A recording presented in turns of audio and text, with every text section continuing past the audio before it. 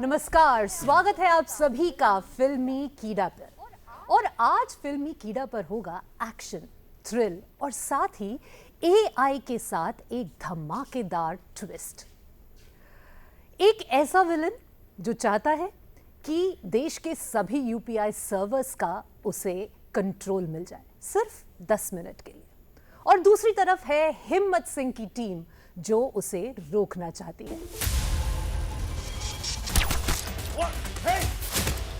पिछले 6 घंटे में हमने अपना एक काबिल ऑफिसर और इस देश का सबसे ब्रिलियंट साइंटिस्ट खो दिया है। Double strike. We failed twice in one night, Virendra. Himmat Singh should lead this operation.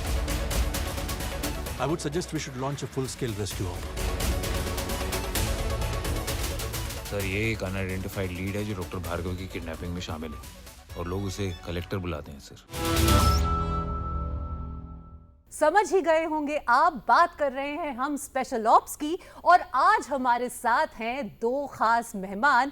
पहले द सॉफ्ट हैंडसम, एक ऐसे हीरो जो अगर स्क्रीन पे आ जाए तो विलन का बड़ा से बड़ा काम जो है, बड़े से बड़ा प्लॉट जो है वो फेल हो जाता है, करण ठक्कर। और साथ ही वो विलन जिससे हम सब प्यार करना चाहते हैं। बहुत बहुत स्वागत करते हैं ताहिर राज भसीन का। स्पेशल ऑप्स 2, 5 साल का लंबा इंतजार और फिर special ops 2।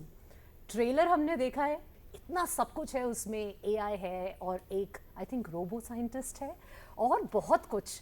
So what are the audience in for? पहली बात तो आपने इतनी खूबसूरत इंट्रोडक्शन दी हमारे शो की। आई फील दिस वाज सबसे अप्रोप्रिएट एप्ट इंट्रोडक्शन है। पर काश लुक से हम विलन को मार पाते और हर विलन से कोई रोमांस और कोई प्यार करना चाहता, क्या ही बात होती फिर। जहाँ तक बात है कि सीज़न 1 और सीज़न 2 में अंतर क्या क्या नया है। पहली बात तो सारे दर्शकों ने सीज़न 1 को इतना प्यार दिया था तो सीज़न 2 का आना तो बनता ही था। बीच में एक सीज़न 1.5 भी आया था जो हिम्मत सिंह की बैक स्टोरी थी। कहीं ना कहीं उस सीज़न से ये सीज़न कनेक्टेड है and that is the one कड़ी दैट गोज़। ऑफ कोर्स हिम्मत सिंह है, उनकी पूरी टीम है, इस तरफ पर ताहिर है taking the reins and doing all the bad work what you just said. But there is a lot of thrill, बहुत थ्रिल है इसमें।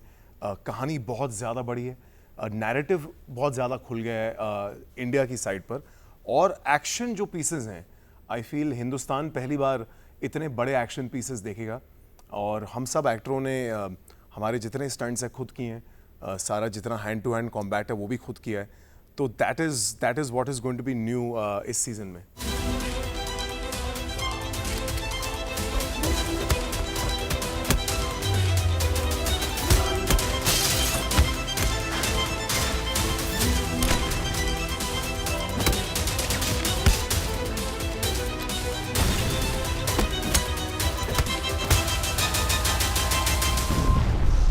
विलनस रोल्स की हम बात करें तो मर्दानी से लेकर अब स्पेशल ऑप्स 2 तक ऐसे विलन हैं। चार्मिंग विलन्स कैसे बन सकते हैं, पहले तो आप ये बताइए, उसके बाद हम पूछेंगे स्पेशल ऑप्स 2 के बारे में। सबसे पहले जैसे करण ने कहा, thank you for that very generous introduction. Villain के इंट्रोडक्शन को बहुत कम लोग ऐसे करते हैं कि एक ऐसा विलन जिससे प्यार हो जाए। कोशिश हमेशा ये रहती है कि मैं अपने किरदारों को जज ना करूं कि ये बैड है कि गुड है। मेरा मानना है कि कोई भी इंसान अच्छा या बुरा नहीं होता, हालात उसे वैसा बना देते हैं। And I just try to play whatever part I am doing with honesty. And I think आज की जो ऑडियंस है, जो दर्शक हैं, वो बहुत इंटेलिजेंट हैं, वो हर प्रकार का कंटेंट देखते हैं। तो अगर वो आपके कैरेक्टर, आपके किरदार से रिलेट कर पाएँ तो then they might hate the character but they love the person playing it. And I think that is where you create that कि आप समझ नहीं पा रहे हैं कि इससे नफरत करें या प्यार। And that for me as an actor एक बहुत एक्साइटिंग स्पेस है टू बी इन। और बात करें अगर स्पेशल ऑप्स 2 की, गर्व इस बात पर हुआ था कि एक हिंदुस्तानी प्लेटफॉर्म पर इस स्केल का शो जो है बना। और सीजन 1 मैंने एक फ़ैन की तरह देखा था। I love everyone's work. And 5 years later मैंने कभी सोचा नहीं था कि उसके निर्देशक नीरज पांडे के ऑफिस से मुझे कॉल आएगा कि हम आपसे मिलना चाहते हैं। ही इज़ अ डायरेक्टर जिनके साथ मैं कई सालों से काम करना चाह रहा हूँ।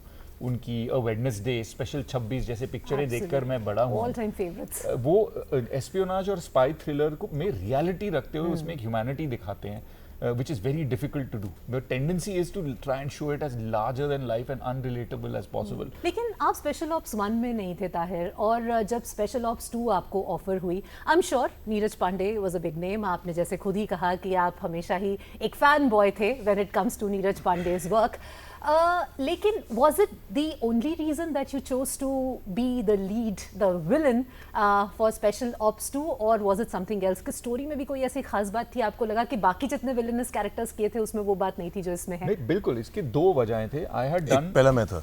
हाँ, एक ऑफ कोर्स मैं करण की फोटो 5 साल से देखकर सो रहा था मैं कि यार कब मेरे को इस आदमी के साथ काम करने के लिए क्या मिलेगा. बात है. आई होप लोगों को दूसरा humor समझ में आए, नहीं तो कट टू हेडलाइन. करण से ताहिर को हुआ प्यार प्यार प्यार. बट उससे मतलब for the past few years मैं रोमांटिक हीरोज या थ्रिलर्स, ड्रामा में रोल्स प्ले कर रहा था. And for me as an actor हमेशा वैरायटी एक बहुत इंपॉर्टेंट चीज़ है. सो बैक टू बैक मैंने एक रोमांटिक ड्रामा किया था, एक थ्रिलर किया था, एक एक्शन किया था, वो भी हॉटस्टार पे सुल्तान ऑफ दिल्ली नाम का. तो I wanted to break that and try and do something different. And what better franchise to do that with than Special Ops? It is one of the biggest shows on OTT. So I thought, what an opportunity. And with Neeraj Pandey and with KK Menon and of course Karan. और जब उन्होंने मुझे इस किरदार के बारे में बताया, मैं सच में बहुत प्रभावित हुआ, क्योंकि इस प्रकार का एंटेगनिस्ट मैंने आज तक इंडियन सीरीज या फिल्म में देखा नहीं है, जो अपने बल पे या हथियारों के साथ नहीं लड़ता, वो दिमाग से लड़ता है. एंड डेटा जो है वो उसका हथियार है. And I thought what a relevant and contemporary way to look at national security और देश की सुरक्षा आज के दौर में क्या है, वो ये एक बहुत बड़ा मुद्दा उठाता है. स्पेशल ऑप्स 1 और स्पेशल ऑप्स 2 में फारूक में क्या कोई उसके कैरेक्टर में कुछ ऐसा बदलाव आता है कि लोग स्पेशल ऑप्स 2 में फारूक से और भी ज़्यादा प्यार करेंगे? Definitely I think her actor की इच्छा यही होती है कि आप शो से भी प्यार करें और कैरेक्टर से भी उतना ही प्यार करें. बट 1 और 2 में एक फ़र्क ये है कि 1 जो था वो फारूक की एक रिक्रूटमेंट थी कि फारूक को फाइंड करते हैं, you know, on that signal जहाँ पे मैं हिम्मत सिंह की गाड़ी को कहता हूँ आप थोड़ा सा पीछे ले लीजिए. वहाँ से जो मेरी कहानी शुरू होती है इन RAW, और वो किस तरीके से बढ़ती है और फिर इन दी एंड मैं किस तरीके से यू नो विलन को आई टेक हिम डाउन. ये फारूक जो है ये बहुत ही इवॉल्व फारूक है. ये फारूक फील्ड में बहुत ही सालों से है, तो ये उससे कहीं ज़्यादा शार्प फारूक है, ये कहीं ज़्यादा तेज़ है, ये बहुत ही कम बोलता है, समझता ज़्यादा है. और बस यही कहूँगा कि यू नो ये फारूक बहुत ही फौलादी है और बहुत ही स्फूर्ति वाला फारूक है. So you have to watch him. Plus इस फारूक का भी थोड़ा एक नया सा एक एंगल है जो आपको देखने को मिलेगा शो में. And I am actually looking forward that how that pans out, कि दर्शकों को कैसा लगे. मुझे बड़ा मजा आया था वो करने में. So you know you gonna see a new side of Farooq which I am also looking forward to. अच्छा, फारूक के स्पेशल ऑप्स 1 की अगर बात करें तो फारूक के किरदार की एक खासियत थी कि वो बोलता कम था और आंखों से ज्यादा बातें कर लेता था, है ना? तो उसके लिए कोई खास तैयारी करनी होती है, आपको लगता है it comes naturally to me? नहीं, आई थिंक मेरे लिए उल्टा है. मैं जिंदगी में बात ज़्यादा करता हूँ. तो for me that was a new take on doing things. I think अब मैंने वो चीज़ अपने कैरेक्टर से ली है. यू नो कभी कभी आप वैसे भी आप अपने कैरेक्टर को देते ही हैं एज एन एक्टर, बट कहीं ना कहीं आप अपने कैरेक्टर से बहुत सारी चीज़ें सीखते हैं. सो आई फील कि वो कम बोलना और वो मैंने आई थिंक रिटेन किया है, because I am generally a very talkative. I like to be around people. मेरे को लोग बड़े अच्छे लगते हैं. बट इसके लिए कोई प्रेपरेशन नहीं होती. आई थिंक आप एक जनरल, जब आपके पास एक स्क्रिप्ट आती है ना, आपको स्क्रिप्ट बहुत गाइड करती है. एटलीस्ट मैं, क्योंकि मैं कोई ज़्यादा खास ट्रेंड एक्टर नहीं हूँ, तो मैं मटेरियल पे बहुत रिलाई करता हूँ. मेरे लिए वो बहुत इंपॉर्टेंट टेक्स्ट बुक है, तो मैं उसे बहुत बारी पढ़ता रहता हूँ. और मुझे लगता है कहीं ना कहीं वो आपको बोलती है कि क्या करना है.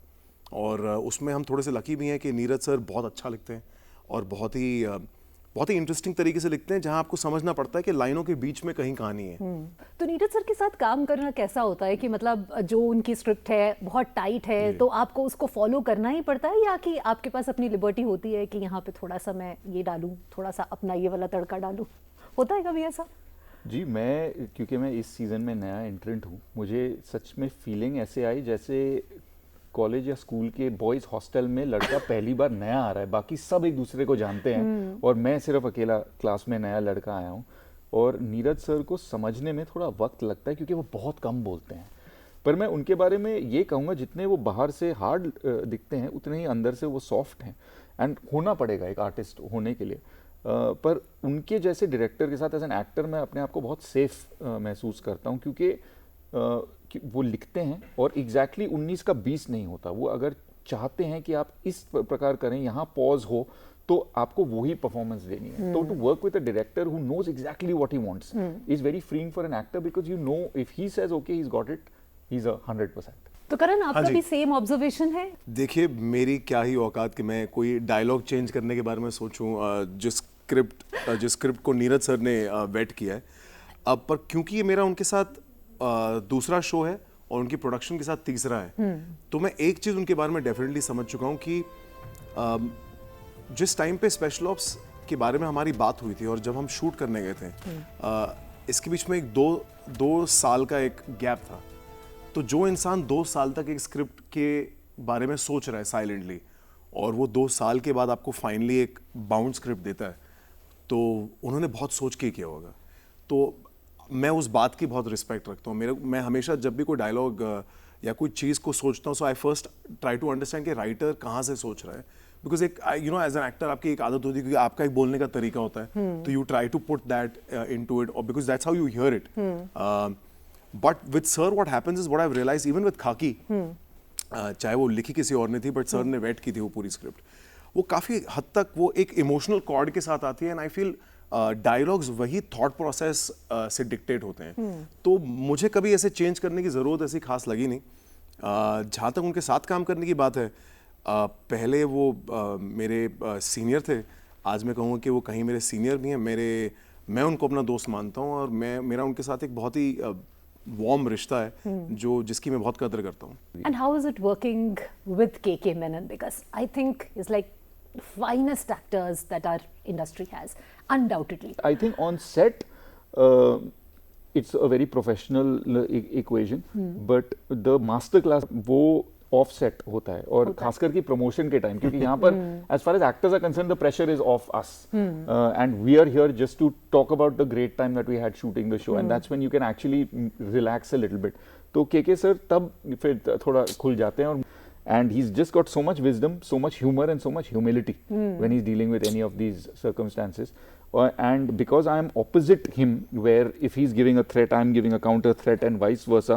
एक बहुत बड़ी सीख उनका काम देखते हुए मैंने सीखा है पिछले 10 सालों में कि लेस इज मोर, जो कि उनके एक्टिंग परफॉर्मेंस में वो कई कम शब्दों में आंखों से जो गहराई है उनके लुक में, वो एक ऐसी कला है जो मैं इम्बाइब करना चाहूँगा। आपको भी ऐसा लगता है कि yes he is the one, जिससे बहुत कुछ सीखा जा सकता? Definitely I feel like KK sir is a text book in himself. In fact जब मैंने सीजन 1 किया था, तो बिकॉज वी शूट सेपरेटली, और मैंने जब सीजन 1 देखा था, तो सर का एक सीन था जो ऑन स्क्रीन कसाब के साथ है, एक टेबल बैठ के ही इज इंटरोगेटिंग हिम, एंड वो बड़ा ही अच्छा सीन है जिसमें पहले ही is very nice to Kasab, and Kasab also tells him कि you are the first person जो आज आए जिसने मुझसे इज्जत से बात की, और जिसने गाली नहीं दी, मुझे गाली नहीं दी है। और वो उस सीन के एंड में कसाब को एक गाली देते हैं, गाली भी नहीं देते, कहते मतलब वो बोलता है कि कसाब आपके नाम का मतलब क्या है, तो Kasab tells him the name का meaning, and then he says this one dialogue. That entire scene for me, because I was also such a new actor, was such a learning, and my take back like how Tahir was saying कि इतना कम करके आप कितना express कर सकते हो। यही एक इंटरनल क्वालिटी आपको डेवलप करनी है एज एन एक्टर, कि जितना आप सब टेक्स्ट को बयां कर पाए बिना कुछ बोले। तो मैंने भी ये सारी चीज़ें उनसे सीखी, और actually that would not be a bad answer in all honesty, कि मैंने वो कहीं ना कहीं एज एन एक्टर इम्बाइब की है, कि जो आप कह रहे थे पहले कि आप कम बोलते हो और आंखों से ज़्यादा बात करते हैं, आप ऐसे ही आप अपने वेटरन से सीखते हो। वेरी राइटफुली सेड दैट ये मेरा एक्चुअली मैं सर के साथ सीजन 1 में भी था, 1.5 में भी था, और इसमें भी हूँ, पर हमारी इंटरेक्शन ऑन सेट बिल्कुल नहीं है, पर मेरी इंटरेक्शन प्रमोशंस के ड्यूरिंग बहुत हुई है उनके साथ, and I really enjoy talking to him, and I really enjoy, more than talking, I really enjoy listening to him, because he does have a lot of anecdotes about the kind of life that he has lived, and silently with his actions आप सीखते हो कि the kind of life he would still desire to live, and eventuality और endeavor तो life का यही है, to get as big as you can, but to become as simpler as you want. That he does very beautifully, I think. Karan, बहुत सारी आपने romantic Leeds play किए हैं, जी। है ना, और पॉलिटिकल थ्रिलर्स भी किए हैं। और जब आप एक इस तरह का एक किरदार प्ले करते हैं तो अपने पूरे करियर को देखते हैं तो सबसे ज़्यादा क्या एक्साइट करता है आपको? Romance, action, drama? I feel सब एक्साइट करता है, you know, as an actor मैं सब करना चाहता हूँ और मैं वापस करना चाहता हूँ, बिकॉज आई फील कि ज़रूरी नहीं कि एक बार आप एक्शन कर लेते हैं तो आप वापस नहीं करना चाहते। मैंने जब खाकी भी किया था, now when I look at it I feel like, you know, I would like to play a cop differently now. I would really like to romance all over again, because मैंने टीवी के मेरे पूरे stint में मैंने 3 shows किए थे, तीनों shows मैंने भर के रोमांस होता था उसमें। और टेलीविजन का एक फॉर्मेट भी ऐसा है कि अगर यू नो आप यू नो एक पूरा एपिसोड निकाल सकते हैं हम, यू नो, सिर्फ प्यार मोहब्बत में। तो मुझे उसमें बड़ा मजा आया था। मुझे एक्चुअली काम करके बड़ा अच्छा लगता है, तो आप मुझसे जितना करवा लो उतना कम है। और थैंकफुली आजकल जो कैरेक्टर्स लिखे जा रहे हैं उनमें पहले ऐसा होता था कि you know characters are either black और वाइट। अब सभी कैरेक्टर्स में you can find the shades of grey, which is for me as an audience, I'm really thankful to the writers who are writing characters like that. चाहे मर्दानी की villain की बात करें, उसमें भी शेड्स ऑफ ग्रे थे, और उसके बाद भी अच्छा मर्दानी के एंटागनिस्ट है और यहाँ पर भी एंटागनिस्ट है। एंटागनिस्ट के कई किरदार आपने प्ले किए हैं, लेकिन एक तरफ आपके दूसरे कैरेक्टर्स भी हैं, जैसे कि सुनील गावस्कर का आपने किरदार प्ले किया। What do you love the most? आपको कभी कभी डर नहीं लगता कि बहुत ज़्यादा एंटागनिस्ट के किरदार प्ले कर रहा हूँ, या you love doing that? How is it for you? नहीं, डर तो कभी नहीं लगता। इनफैक्ट मर्दानी के बाद 10 साल हो गए हैं, 10 साल हो गए हैं मर्दानी 1 को, तो काफ़ी टाइम बाद मैं एक नेगेटिव कैरेक्टर प्ले कर रहा हूँ। At the end of my acting career I would want to be in a situation कि अगर मेरे सारे किरदार एक कमरे में एक साथ बैठे हों, they all have nothing in common to talk about. They're all so different from each other. So that is the game, is to try and do as much variety and to do as many different things as possible. And मैं बहुत अपने आप को खुशनसीब मानता हूँ कि I've had the opportunity to work with great people. Mardaani was Pradeep सरकार, 83 was Kabir Khan, छिछोरे थी नितेश तिवारी की, now there's Neeraj Pandey. So these are great directors and I think every part आपको एक सीख जो है देती है, and that is the most valuable thing. But Mardaani की एक बात है, दैट्स अ मूवी, मुझे लगता है कि मैं कितनी बार देख सकती हूँ उसको। And your character and Rani's character, I think both of them are just absolutely superb, and the way you play that character, literally जैसे मैंने कहा ना कि विलन से भी प्यार करने का मन करता है, बस वैसा ही है। Thank you. और मतलब इत्तेफाक की बात है कि आप उसके बारे में बात कर रहे हैं, क्योंकि यहाँ से बस 10 मिनट दूर हमने अपना पहला शॉट लिया था, बिल्कुल बाराखंबा रोड के सामने, जो प्री इंटरवल का शॉट था। तो मैं अपने आप को मतलब दिल्ली को बहुत लकी मानता हूँ, and I was very very happy when I heard कि स्पेशल ऑप्स 2 की प्रमोशन भी हम यहीं से कर रहे हैं, आउट ऑफ बॉम्बे के प्रमोशंस की शुरुआत यहाँ से। So I hope that luck continues. But it's so ironic, for that matter, Special Ops 1 also we shot right here in CP. And Doordarshan भी आपके लिए बहुत लकी है, बिकॉज स्पेशल ऑप्स 1 में भी दूरदर्शन का एक बड़ा रोल है। If you remember that parliament scene, it is the Doordarshan's, you know, the OB van which actually stops the terrorist, right? High five to Doordarshan. High five Good to job. Doordarshan. Also I'm from Delhi, so for me ये बहुत बड़ी बात थी कि जो पहली picture आप कर रहे हैं वो प्रदीप सरकार, यश राज, और साथ में आप दिल्ली आकर शूट करें, तो वो एक अपने आप में एक खास दिन था मेरे लिए। So how was it like coming back to the channel of your childhood, Doordarshan? और आज यहाँ बैठे कैसा लग रहा है? I mean, I cannot even describe to people when you're walking in the kind of posters that you see of shows that you've grown up watching, Vikram Betal, you see Circus, and it just takes you back to the good times, you know, to simpler times, and just अभी हम describe नहीं कर सकते, पर जिस size की studio में हम अभी बैठे हैं, बॉम्बे के 5 स्टूडियोज फिट आ जाए, जिसमें आप जब आप बॉम्बे में इंटरव्यू देने जाते हैं, छोटे से कमरे में आप इंटरव्यू करते हैं। So it makes you feel very proud that this is the scale of the infrastructure here.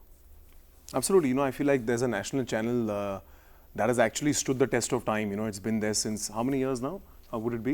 I think about 4 over decades. 65, over 60, 60, I think 6 decades. 67th year now. Yeah. And it's amazing. And you know, it's so nice to see such a large production with ना हमारे सामने 6 कैमरे लगे हैं, पीछे 3 LED के इतने बड़े-बड़े स्क्रीन्स लगे हैं। हम जैसे बात कर रहे थे, इतना खूबसूरत आपका दूसरा वाला स्टूडियो था जो आपने हमको पहले दिखाया, और इतना नॉस्टैल्जिक हॉल ऑफ फेम है। मैं बड़ा हुआ था रामायण और विक्रम बेताल देखकर, तो मुझे बड़ा अच्छा लगा वो पोस्टर्स देख के, you know, just brought back some nice sweet childhood memories. Shaktimaan. बहुत अच्छा लगा कि आप दोनों यहाँ आए और आपने हमसे इतनी सारी बातचीत की। Thank you for being with us on फिल्मी गिरा। Thanks. Thank you so thank much. You so much.